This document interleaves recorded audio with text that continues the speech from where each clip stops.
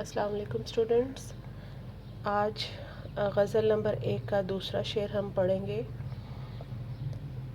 نازکی اس کے لب کی کیا کہیے، پنکھڑی ایک گلاب کی سی ہے۔ شاعر کا نام میر تقی میر۔ مفہوم: میر تقی میر اس شعر میں اپنے محبوب کے ہونٹوں کی نزاکت بیان کرتے ہوئے کہتے ہیں، نزاکت، خوبصورتی یا نرمی، کہ میرے محبوب کے ہونٹ گلاب کے پھول کی پتیوں کی مانند نرم و نازک اور خوشنما ہے۔ تشریح: اردو ادب اور بالخصوص اردو شاعری میں نامور شعراء نے تشبیہات کا خوبصورت استعمال کیا ہے۔ ہر انسان کے لیے اس کا محبوب دنیا کی سب سے حسین و جمیل شخصیت ہوتا ہے، اسی لیے کبھی محبوب کے چہرے کو چاند سے تشبیہ دی گئی ہے۔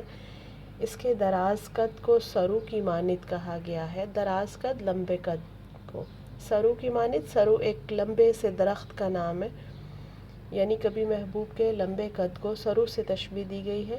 پلکوں کو تیر سے، بھووں کو کمان سے، آنکھوں کو ہرن، گیسو کو سیاہ رات اور دانتوں کو موتیوں سے تشبیہ دی گئی ہے۔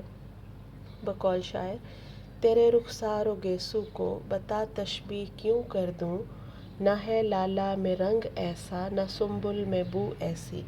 یعنی شاعر اپنے محبوب کی خوبصورتی کو بیان کرتے ہوئے کہتے ہیں کہ رخسار کہتے ہیں گال کو، اور گیسو بال، یعنی تیرے گال اور بال اس قدر خوبصورت ہیں، یعنی مجموعی طور پر تو اس قدر حسین ہے کہ تیری خوبصورتی کی تشبیہ دینے کے لیے میرے پاس الفاظ نہیں ہیں، مثال نہیں ہے۔ لالا کہتے ہیں ایک خوشبودار پھول ہے، ٹھیک ہے، اور وہ کہتے ہیں کہ لالا ایک پھول کا نام ہے، تو شاعر کہہ رہے ہیں نہ تو لالا میں ایسا رنگ ہے اور نہ ہی سنبل میں ایسی بو ہے۔ سنبل ایک خوشبودار پودے کا نام ہے۔ اس شعر میں میر تقی میر نے اپنے محبوب کے ہونٹوں کی خوبصورتی سے پردہ اٹھایا ہے۔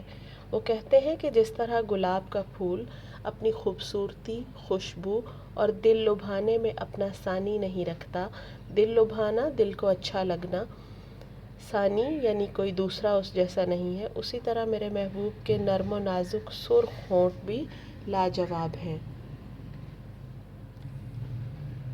شاعر کے نزدیک اس کا محبوب نزاکت کا مرقع ہے۔ مرقع، مجموعہ۔ جب محبوب کے نرم و نازک ہونٹ جنبش کرتے ہیں، جنبش یعنی حرکت، تو اس سے ادا ہونے والے الفاظ اپنے اندر ایک دل فریب مہک اور اثر رکھتے ہیں۔ محبوب اپنی گفتار سے سننے والے کو مسحور کر دیتا ہے۔